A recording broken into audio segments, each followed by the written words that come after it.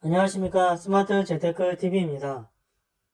이번 영상은 증권 양도소득세와 절세 방법 제대로 알고 대처하자라는 제목으로 제작해 봤습니다. 지난달 기획재정부에서는 금융투자 활성화 및 과세 합리화를 위한 금융세제 선진화 추진 방향을 발표했습니다. 2020년 현재 증권거래세를 0.25%에서 22년에는 0.23%, 23년에는 0.15%로 인하하게 된 내용과 함께 펀드로부터의 이익은 현재 배당소득 또는 부동산 임대, 양도소득 등 소득 원천별로 과세하는 것을 금융투자 소득 내에서 통산하겠다는 내용과 파생결합 증권으로부터의 이익도 배당소득으로서 과세하는 것을 금융투자 소득 내에서 통산하겠다고 변화를 알려주고 있습니다. 그리고 현재 파생상품은 양도소득세를 부과하고 있는데 세율 10%를 적용하고 있고요. 국내외 파생상품을 합산해서 250만원을 기본공제하고 있습니다. 이러한 양도소득도 금융투자 소득 내에서 통산하겠다고 합니다. 개인채권 양도소득은 현재 비과세인데 마찬가지로 금융투자 소득 내에서 통산하겠다고 합니다. 소액주주 상장주식 양도소득은 비과세인데 22년까지는 비과세를 유지하다가 23년에 금융투자 소득 내에서 통산하겠다고 합니다. 이 소액주주의 상장주식 양도소득은 과세 적용 세율을 22년에는 3억 원 이하 구간은 세율 20%, 23년에는 3억 원 초과 구간은 25%를 적용하겠다고 하고 있고요. 기본 공제는 해외 주식, 비상장 주식, 채권, 파생상품 소득을 하나로 묶어서 22년에는 250만원 공제, 마찬가지로 23년에도 동일한 내용으로 공제를 해주고 국내 주식 양도소득은 23년에 2천만원까지 공제하겠다는 내용이 되겠습니다. 앞선 내용을 조금 더 자세히 살펴보게 되면 현재 유가증권 시장 지분율 1%, 코스닥 2% 이상 또는 보유액이 10억 원 이상 주주에게만 양도소득세를 부과하고 있습니다. 세율은 20에서 30%이고요. 기본공제는 250만원, 기타 해외, 국내 등 주식 투자 안에서 손익을 통산하고 있습니다. 내년에는 과세 대상을 보유액 3억 원 이상 주주까지 확대하겠다는 내용이고요. 22년에는 세율을 20에서 25%로 조정하겠다는 내용과 기타 펀드, 파생상품 등 전체 금융상품 투자가 손익 통산하겠다는 내용입니다. 23년에는 과세 대상을 모든 상장주식 주주에게 확대하게 되고 기본공제는 국내 주식은 2천만원까지 적용하게 됩니다. 앞서 보신 것과 같이 증권거래세는 현행 0.25%가 0.15%까지 인하되게 되고 양도소득세는 20에서 25%까지 적용이 되게 되는데 기획재정부에서는 유사 양도소득세를 부과하고 있는 선진국의 세율을 보고 비슷하게 맞췄다고는 내용으로 발표를 하고 있습니다.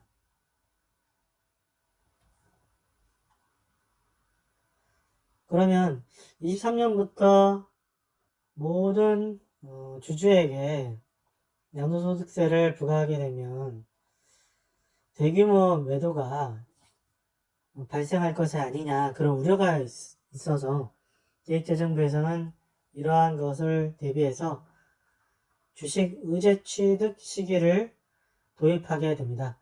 주식 의제 취득 시기라는 것은 무슨 말이냐면 23년에 현재 갖고 있는 이 주식이 취득 시기가 각기 다 다를 수가 있겠죠. 이러한 취득 시기를 2022년 말로 쳐준다는 내용입니다. 그래서 22년 말 해당 주식의 종가와 실제 취득가액 중 큰 금액을 나중에 매도했을 때 양도 차익을 계산할 경우에 적용하겠다는 내용입니다.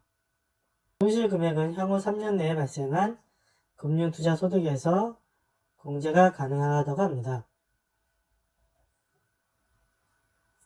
그럼 기재부에서 발표한 이러한 소득 과세 변화에 대해서 투자자들의 반응과 시장의 문제 제기를 알아보겠습니다. 그게 세 가지인데요. 첫 번째, 증권거래세와 주식 양도소득세는 이중과세이므로 증권거래세를 폐지해야 한다는 내용이 있습니다. 두 번째, 국내 주식에 양도소득세가 적용되면 해외 주식에 더 유리하게 될 것이라는 내용이 있고요. 마지막 세 번째로 장기 보유에 대한 인센티브가 필요하다는 의견이 있습니다. 이러한 문제 제기에 대해서 기재부에서 6월 25일에 설명한 내용을 보겠습니다. 먼저 첫 번째로 증권거래세와 주식 양도소득세는 이중과세이므로 증권거래세를 폐지해야 한다는 주장에 대해서 기재부에서는 증권거래세와 양도소득세는 과세 목적과 과세 객체가 달라 이중과세로 보기 어렵다 라고 하고 있습니다. 다른 선진국의 경우에도 영국, 프랑스, 이탈리아 등에서 소득세와 거래세를 같이 부과하고 있다. 부동산의 경우에도 동일한 자산에 대해 양도소득세와 취득세를 모두 부과하고 있지 않느냐. 그리고 양도차익 2천만원 이하 투자자 약 570만 명, 95% 정도라고 하네요. 이러한 소액 투자자들은 주식 양도차익을 비과세하므로 증권거래세만 부담하면 된다. 이중과세가 오히려 완화된다. 그런 내용으로 설명하고 있습니다.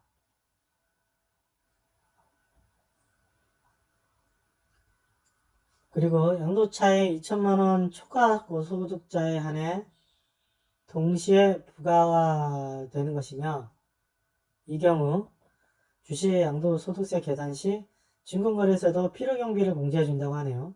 그래서 이중과세를 어느 정도 조정해주는 역할을 하고 있다. 증권거래세를 폐지하게 되면 외국인의 국내 주식 매매에 대해 과세를 전혀 할 수 없게 된다. 증권거래세를 완전히 폐지할 경우 고빈도 매매, 단타 매매, 초단타 매매 등을 말하는 것이겠죠. 그러한 고빈도 매매를 통해서 시장 왜곡 대응 수단이 사라질 우려가 있다. 따라서 증권거래세는 유지가 돼야 된다는 내용입니다. 두 번째로 해외 주식에 더 유리하다는 주장에 대해서는 해외 주식으로 이탈하는 것이 오히려 불리하다고 설명하고 있습니다. 그 내용으로는 국내 상장 주식은 2천만원까지 공제가 되고 해외 주식은 250만원 공제로 공제액 차이가 있다는 내용이네요.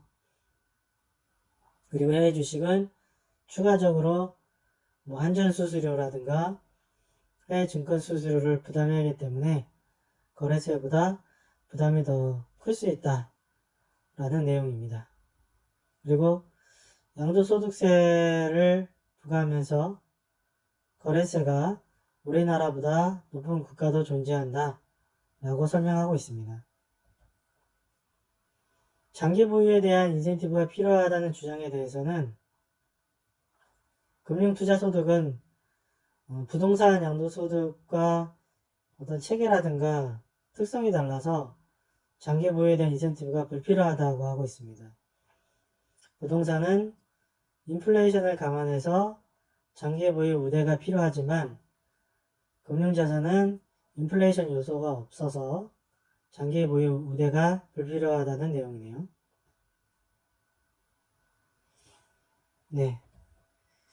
26일 설명을 보겠습니다.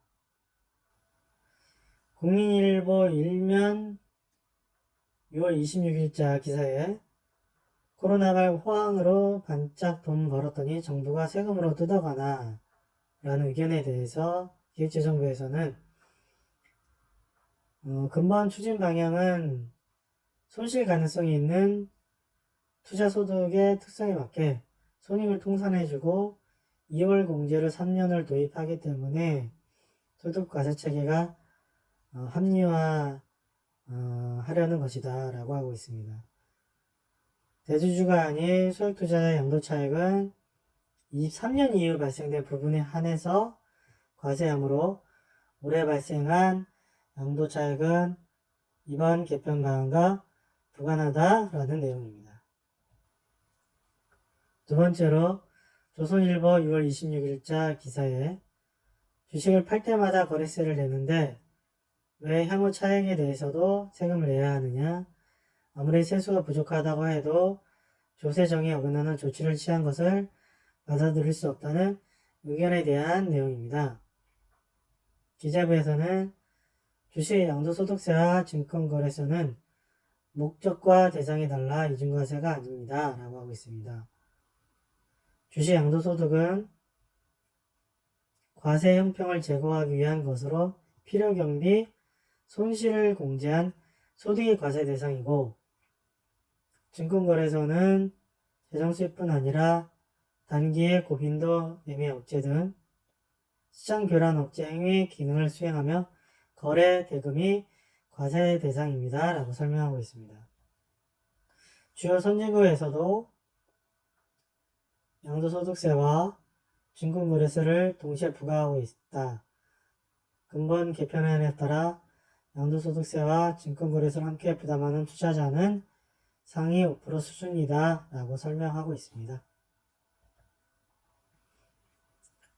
28일자 기재부의 설명을 보겠습니다. 증권거래세는 소득이 있는 곳에 세금이 있다는 과세 원칙에 위배된다는 주장에 대해서 소득이 있는 곳에 세금이 있다는 원칙은 소득세에만 적용되는 과세 원칙이므로 모든 세목에 적용되는 것은 아니라고 설명하고 있습니다. 그리고 고빈도 매매 등 보안 성격에 대해서 앞서 설명드린 대로 설명을 추가로 하고 있습니다. 그리고 소득 이외에 재산의 이전도 중요한 과세 대상이고 재산거래 시 증권거래세 이외에도 취득세, 면허세 등 다양한 세금이 부과되고 있고 그 세금에 대해서 자세하게 설명을 하고 있습니다.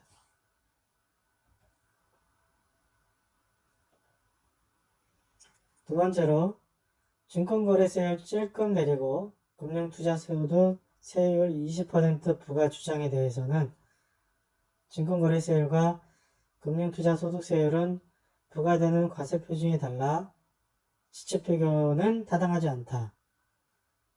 앞서 설명한 일부 내용이 다시 반복되고 있네요. 그리고 증권거래세율은 2019년 6월 3일 이전 0.3%가 부과되는 것으로 0.15%로 인하하게 되면 19년도 초와 비교하면 세율이 50% 낮춰진 결과가 있게 된다는 설명을 하고 있습니다. 다음으로는 최근 커뮤니티 내에서 절세 방안이 논의되고 있는데 그 내용을 한번 보겠습니다. 첫 번째 절세 방안은 국내 주식이 연간 2천만원까지 공제가 되기 때문에 매도할 때 2천만원 한도 이내로 매도하면 되지 않느냐, 그런 내용들의 절세 방안이 있습니다. 두 번째로 2천만원까지 공제받고 그 이상분에 대해서는 배당주 투자로 연간 2천만원까지 배당을 받으면 배당소득세는 15.4%만 내면 되니까 6.6%의 절세 효과가 있다는 내용들이 있습니다. 세 번째 절세 방안은 2천만원까지 공제받고 그 이상분에 대해서는 해외 주식 투자를 하는 방안을 얘기하고 있는데요.